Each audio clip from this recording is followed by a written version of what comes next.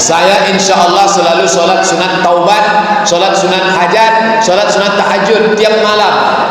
Mudah-mudahan kita diberikan ke istiqomah sholat. Di manalah waktu yang paling baik untuk berdoa Pak Ustaz?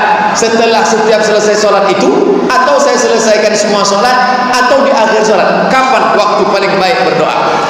Hadis riwayat Muslim, aqrabu ma yakunul abdu min rabbih wa huwa sajid. Orang yang paling dekat dengan Allah waktu sujud. Fa'aksiru fihi du'a. Sujud terakhir salat hajat, sujud terakhir salat tahajud, sujud terakhir salat witir, mintalah sebanyak-banyaknya di ujung itu. Tapi tidak boleh pakai bahasa Indonesia. Kalau diucapkan di mulut batal salat. Ambo kiniko batal langsung. Maka dalam hati saja. Berapa lama sujudnya? Waktu Nabi sedang sujud terakhir, dicubit Aisyah tangan Nabi dicubit Aisyah. Selesai solat, Nabi tanya, Aisyah, kenapa kau cubit tangan? Kata Nabi, kata Aisyah, kusangka kau sudah sakratul maut. Maka perlama-lamalah sujud. Itu waktu pertama. Yang kedua, setelah tasyahud.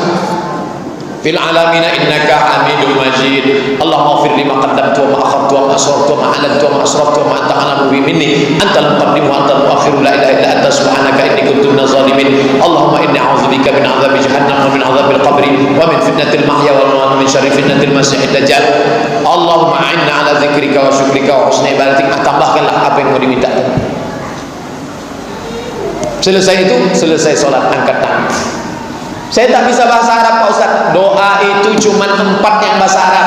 A'udzubillahi minasyaitonirrajim. Bismillahirrahmanirrahim. Alhamdulillahirabbil alamin. Wassalatu wassalam. A'udzubillah, bismillah, alhamdulillah, selawat. Sisanya bahasa Indonesia.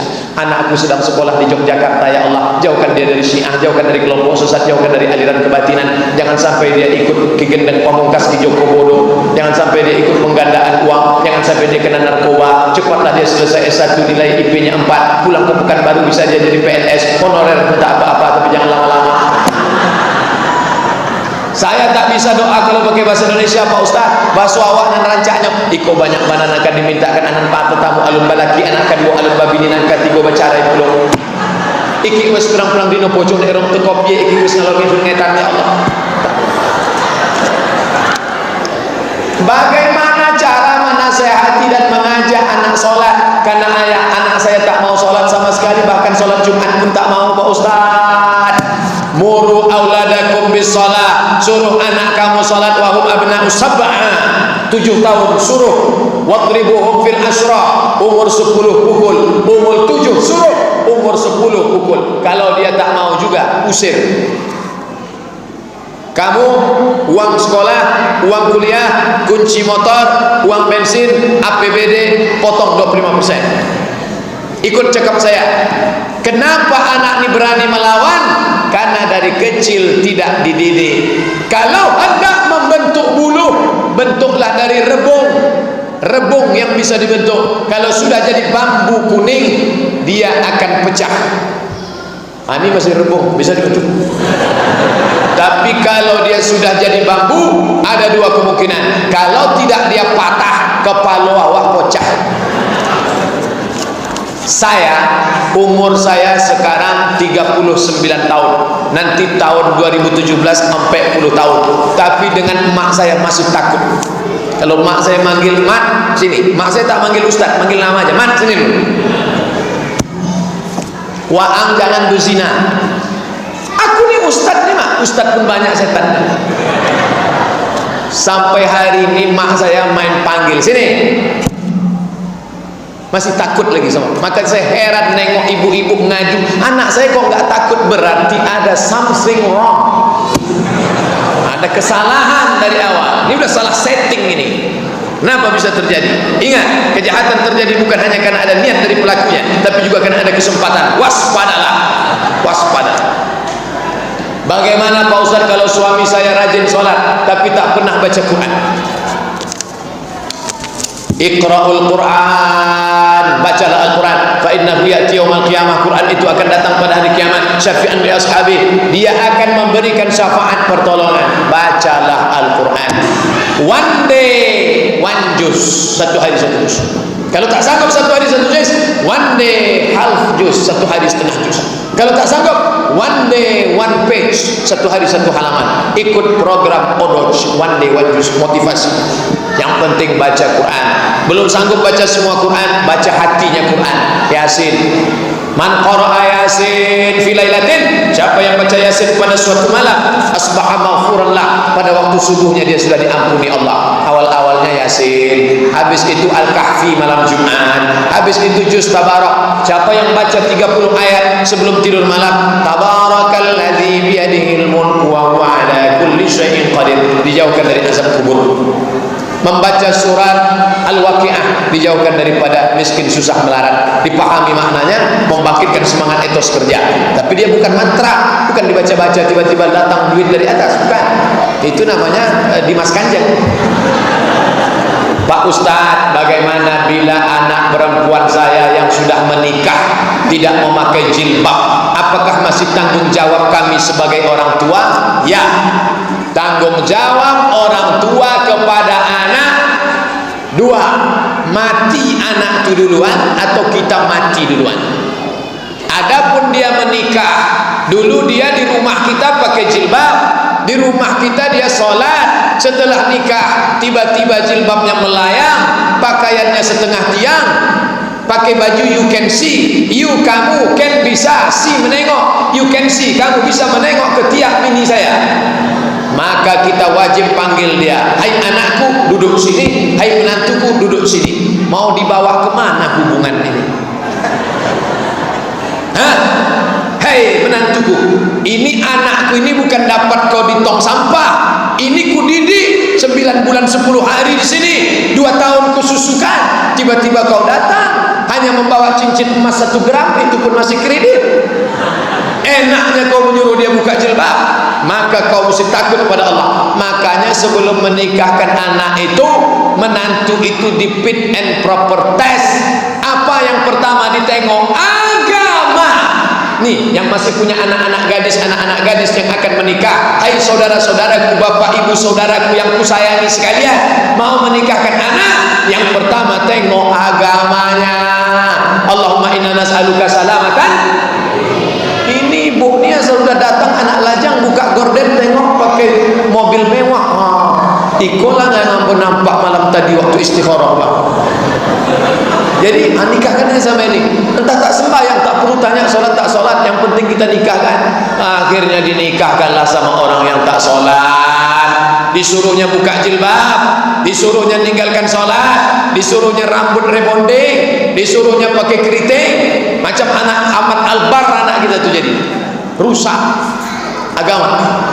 Tidak ada yang dapat menyelamatkan umat ini selain balik kepada agama. Siapakah mahram kita yang boleh bersalaman bersentuhan dengan kita, Pak Ustaz? Karena antara ipar kita apakah mahram?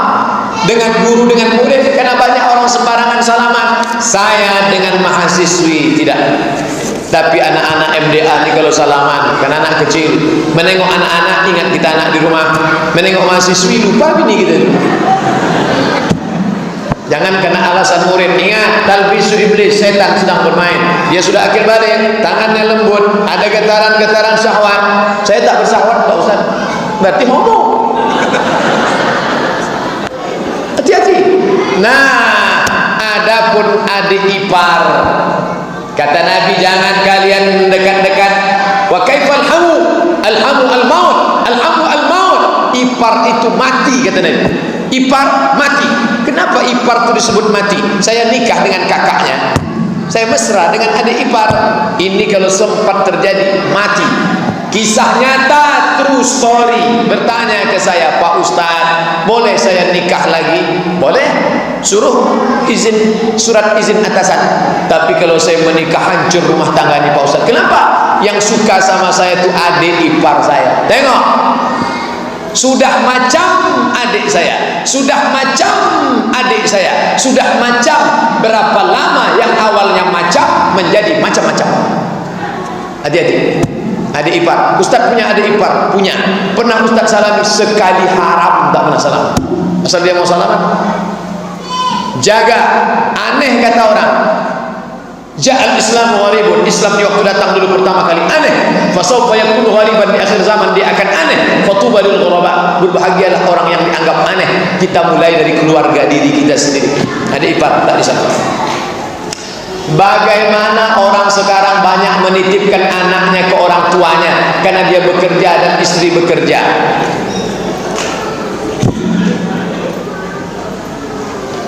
Berapa kali emak saya tidak puasa karena menghamilkan saya dulu.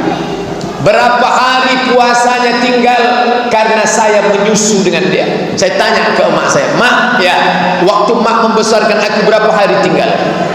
90 hari dia tak puasa gara-gara saya. Berapa kali dia tak sholat duha gara-gara saya kencing. Berapa kali dia tak tahajud malam gara-gara saya tak bisa tidur. Di hari tuanya ini saya tak pernah menitipkan anak saya sekalipun. Mak, mau ke masjid mana ku antar iktikaf, mau ikut pengajian di masjid mana ku bawa. Nanti malam mau saya bawa ke Masjid An-Nur menengok pembukaan MTQ. Aku ingin di hari tuamu ini, aku tak kaya, tak bisa ku belikan kau istana rumah mewah, paling tidak menyenangkan hati orang tua, jadilah. Tak bisa aku belikan kau gelang emas yang besar karena aku pun susah, tapi jangan menyusahkan orang tua. Menitipkan anak kepada orang tua, dua efeknya. Pertama, menyusahkan orang tua. Nenek tak pernah menolak cucu. Tak pernah mak kita itu menolak. Kalau saya titipkan, "Mak, jaga anakku sebentar," tak akan pernah dia menolak. Tapi ingat, kita sudah merusak hari tuanya. "Mak, baca Quran sajalah. Mak, mau pergi umrah kasih duit, tapi untuk ini tak usahlah." Nah, ini tentang masalah orang tua. Yang kedua, efeknya anak-anak yang dibesarkan oleh nenek mengalami kekacauan otak. Ini yang ngomong dokter di Masjid An-Nur seminggu yang lalu. Kenapa? Karena nenek itu terlampau sayang. Sebelum dia pakai celana sudah dipakaikan, sebelum dia mau minum sudah dituangkan. Maka dia mengalami kekacauan otak gara-gara dibesarkan oleh nenek karena dimanja-manja. Kebanyakan cucu-cucu yang kacau itu salah satu sebabnya adalah karena dimanja oleh nenek. Hati-hati. Sholat jamaah di waktu asar, mana yang didulukan Pak Ustaz? Zuhur dulu atau asar dulu? Kalau jamaah takdim, wajib zuhur dulu. Tapi kalau jamaah takhir, tidak disyaratkan mualat. Mualat itu berurutan, tidak mesti zuhur dulu. Kalau ada yang melaksanakan zuhur dulu, dia menjaga urutan zuhur baru asar. Kalau ada yang melaksanakan asar dulu, dia melaksanakan asar karena menghormati waktunya waktu asar. Tidak disyaratkan mualat. Boleh zuhur dulu baru asar, boleh asar dulu baru zuhur. Tapi kalau saya musafir sampai ke Minas, Kandis, sampai di Kandis ada sholat asar, maka saya sholat asar dengan imam. Setelah asar baru saya sholat zuhur. Begitu tentang masalah. Begitu dalam kitab Al-Fiqhul Islami wa Adillatuh, Syekh Wahbah Az-Zuhaili. Bagaimana hukumnya membaca doa kunut dalam sholat subuh? Hanafi, Maliki, Syafi'i, Hambali. Yang tidak berkunut itu mudah ingatnya, yang paling tua dengan yang paling kecil. Nah, jadi lapang metal pula. Hanafi paling tua, Hambali paling kecil. Itu tidak berkunut. Kenapa di Makkah tidak berkunut? Karena di Makkah itu orang Makkah Madinah mazhabnya Hambali. Itu sebabnya kenapa Makkah Madinah tak berkunut. Tapi Syafi'i dan Maliki berkunut. Saya 2 tahun di Maroko. Maroko itu pakai kunut subuh, sama macam di Indonesia pakai kunut subuh. Nah, maka bagi imam tinggal memilih apakah Hanafi, Hambali atau Syafi'i, Maliki. Saya condong berkunut. Saya kalau sholat di masjid saya berkunut. Tapi saya tidak menyalahkan orang yang tak berkunut selama tak keluar 4 mazhab. Sekarang yang jadi masalah kalau kita jadi makmum, ini imam. Datang orang bertanya kepada Imam Hambali, "Hai Imam Hambali, ya, saya ikut kamu tak berkunut subuh." "Mantap, kamu tak berkunut?" "Ya, sama macam saya." "Bagaimana kalau saya sholat subuh ternyata imam saya bermazhab Syafi'i, imamnya berkunut, apa sikap saya?" Kata Imam Hambali, "Kalau imammu berkunut, ucapkan amin. Allahumma hdina fiman hadait, amin. Wa afina fiman afait, amin. Wa tawallana fiman tawallait, amin. Wa barik lana fima atait, amin. Wa qina bi rahmatika syarra ma qadait, amin. Sisanya tak diaminkan karena sisanya itu bukan doa, itu namanya sana, pujian. Fa innaka taqdi wa la yuqda 'alaik wa innahu la yadhillu man walayt wa la yanzu man adait, tabarakta rabbana wa ta'ala falakal hamdu 'ala ma qadait, nastaghfiruka wa natubu ilaik. Wa sallallahu ala sayyidina Muhammadin nabiyil ummi wa ala alihi wa sahbihi wa baraka wa sallam. Allah